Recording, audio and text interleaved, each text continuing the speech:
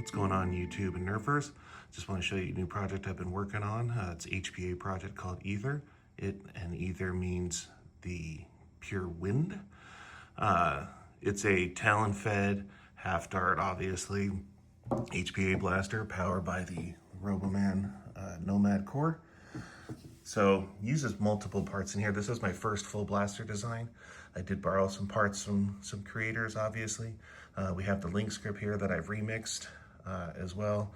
And then the magwell actually takes talon and katanas, thanks to gavinfuzzy. Nerfer Nutty, he made the turnaround here. So it holds the Nomad and a pneumatic cylinder. This uses a 65mm pneumatic cylinder, and it's hooked onto a pusher over here. And then the pusher has an O-ring like the lynx, so you can adjust the seal and everything. But basically, like once you load it, it's actually a closed bolt system. So put it in, stays back, pull the trigger, opens up, and then fires the dart after it closes. And this has been super fun. It's also powered by a solenoid right now. I will be doing probably a remix at some point with the MAV4, I believe, which is not a solenoid. It's just a valve. It's a 4-way valve that I'll just put right here, and that will trigger it.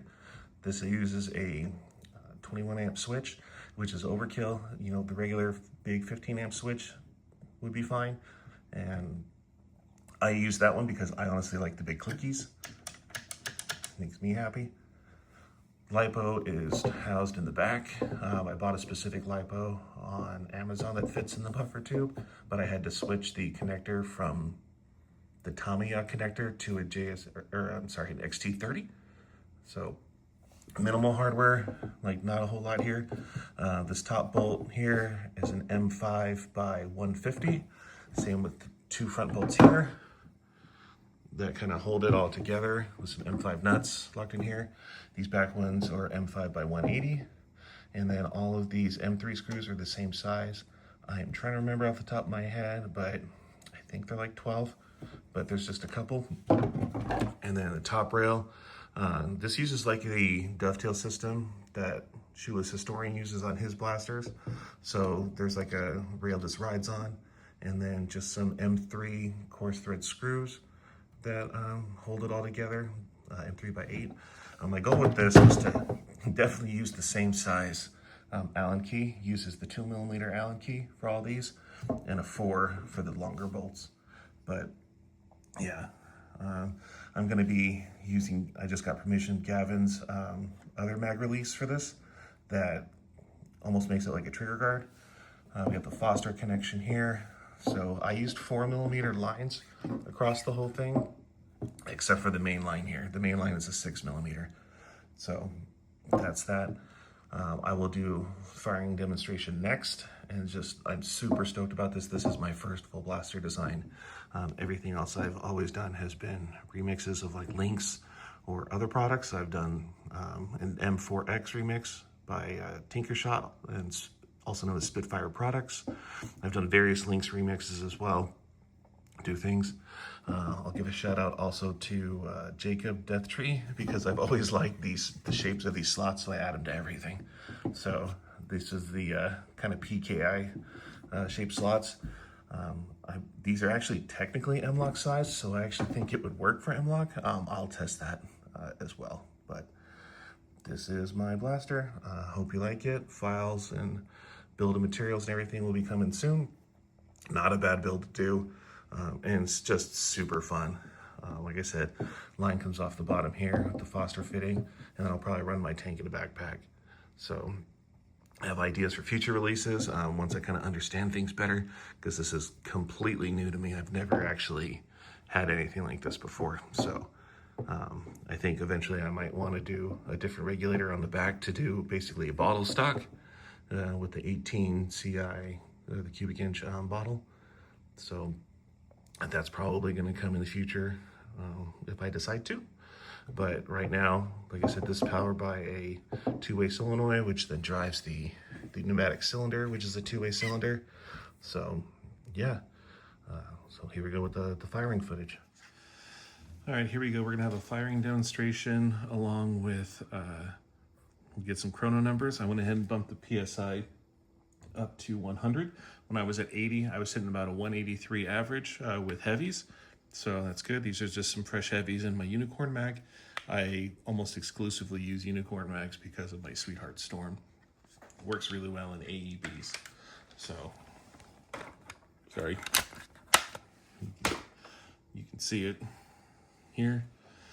So I'm gonna add a charging handle to this, I think, so I can actually load it, because right now, I just put it in and it's charged. It won't fire anything the first one, so now I have a dart loaded, and here we go. 222, 227, 156, gotta love those weird ones. 205, 216, 210, 221, 163, 200, 228, 196, 150. Oh man, I love worker darts. 154, 159, and that is the end of the mag. So that was a little all over the place with some of those. Without the outliers, I'd say it's probably sitting there between 2 to 220, which is kind of like where I like to run at. My local club cap is 240, with no outliers over 250. So I do try to like stay lower with that and use it in other games too. That's the nice thing about the HPA. I can also just turn down the PSI. Like I said before, with the 80 PSI, I was hitting about 180. So that's good for some other events I go to. I can drop the PSI even more, hit down to 160 for some fun indoor events we have going through an old church. So I'm gonna go run in my garage real quick, get some nitro shot darts, and let's see how those do. All right, now we're gonna do some nitro shot darts here. I've been saving these for a special occasion, and this seems about as good as any. So here we go. I'm just gonna go ahead and load them up into the Æther. So there we go. And here we go. Now it's loaded. 265, 271, 264, 270, 263, 268, also 268, 265, 265 again, 269, 200, 269, and I'm out. So this is absolutely amazing. I couldn't be happier with this. Just thank you for everybody who's helped me along the way and just answered my questions. Robo, the questions on the side, Jacob as well, Nutty also as well. I really do appreciate it. I've got my first full custom build, and I really couldn't be prouder. So thank you for watching. Files will be released. I'll put another video out once I finish them up. It's just gonna be some more cosmetic things to this, and I'll go over that in this next part coming up next. I also wanted to just take this opportunity just to kind of show how this works. So we do have the Roboman Nomad there. So the main line is plugged into that, and then the auxiliary line is plugged into the front of the pneumatic cylinder, which then powers this ram here. I'm gonna go ahead and squeeze off a fire and you can see what happens. I was wrong before. I think I said it was 65 millimeters. It's actually just 60 millimeters. So I know a lot of ones now are using 70 just to have that little bit extra, but this has been working perfectly fine for me. It rides up on a rail in the top. There's two pins that actually hold on this this ram and ride it in the rail, so that way it just keeps it straight. And then you can see once you pull the trigger, and then you can hold the trigger just to hold it open. So, and then for the katana mags, you actually do have to hold it open if you want to load it. I'll go get one of those shortly. But yeah. All right, now we're gonna do some mag tests for the Æther. I just have a bunch of various mags that I have here. First, I'm going to go ahead and do the ever popular Coda mag. Boom, done. I'm going to do a curved, I think they call this the Dragon Claw mag from Worker.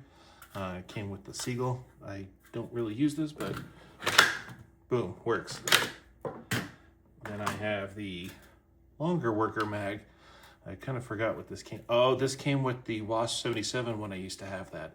So, boom, done. Easy. We have the Tachi, which is just absurd. And I have one. I got it from a local about 1.5 years ago, and I never use it, but it's just silly. But boom, done. Got that capacity now. And here we go. We have the X-Shot mag. I believe this one probably came with the Fury X, which is a blaster I actually really like. So it's a little tight, fits though, locks and everything. So not an easy drop on that one. And then I don't have actual katana mags, but I have a bunch of these Adventure Force mags from like the Nexus Pro and the old Strikers and stuff like that. So I know I said before it had to actually be primed open. It doesn't. This just needs to be forward, and it is. So you gotta do that second catch though, and it's there. So I actually have like 4 or 5 of these magazines, and now I possibly have a use for them. So once again, thanks to Gavin for that dual mag release. And yeah, so mag compatibility is good. Obviously this is straight, not angled. Nerf Pro Mags definitely won't work. I tried those at a local game before I had internals in this, because it has the ridge, so it won't go in all the way on the Nerf Pro Mags. So thank you everybody for watching. Coming soon, and super proud.